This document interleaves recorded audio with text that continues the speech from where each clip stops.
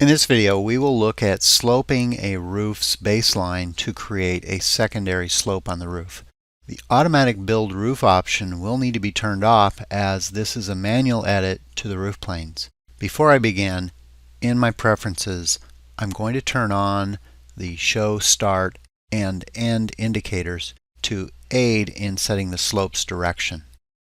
Under the preferences, on the edit panel, is the option to show the start and end indicators.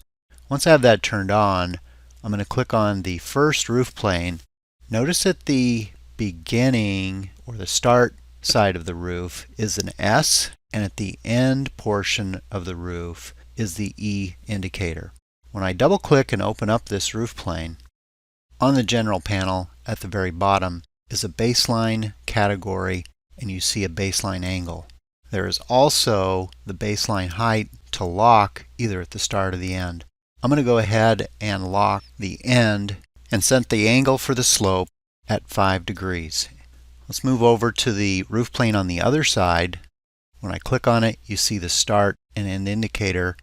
I'll double click, open up the roof plane. In this case, I want to make sure that I lock the start, and we'll set the baseline angle at 5 degrees.